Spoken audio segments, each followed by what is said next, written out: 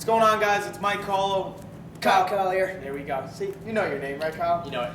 We're here at the UFC Gym Huntington Station, here with Life of a Fighter Fitness. We're about to go over our first striking technique of the week. We're going to start bringing this to you guys pretty much every week from now on. So Kyle's going to go over, what are we going over today, Kyle? Today we're going to go over 2 ways to initiate the Thai clinch, right? We're going to go in the traditional sense, and we're going to go into one where you're backing your opponent up with strikes. It's called the crash, right? So we're going to go the traditional way first, right? You're in front of your opponent, you're in your fight stance, right? Now when you're going to the Thai clinch, you don't just want to go in and grab them, right? That's a good way to get popped. Hey, how you doing?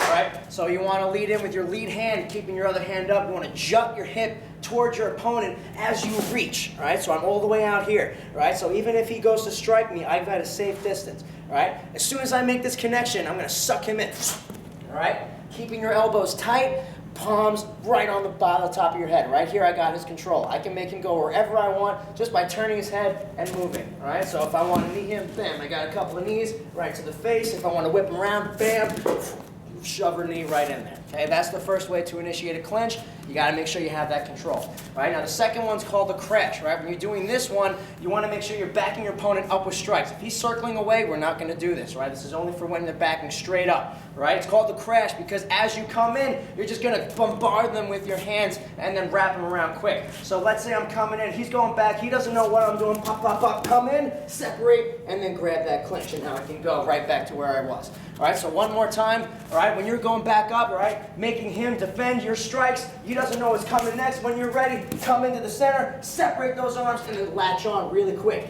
Tighten that up, get that vice. Knee, knee, whip, knee. Nice, that's an awesome. Bam. Like that control on the top of the head. And that's another one, guys. Always make sure, Kyle, can you just go over a little bit of that grip for controlling the posture? Because you have really good control in my neck. It's really kind of feeding me into whatever you want me to go. Yes. Just go over that kind of like.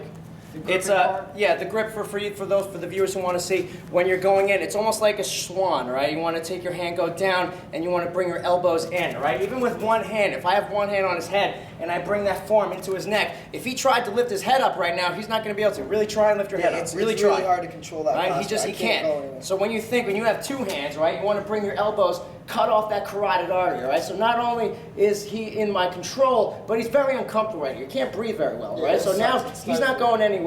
And now if he wants to throw some body shots at me, he can. But as soon as he does that, I'm throwing him around and I'm throwing some knees, right? If I want to whip him around, I don't have to physically drag him. All I have to do is just turn his neck and then bring him around. Boom. Turn,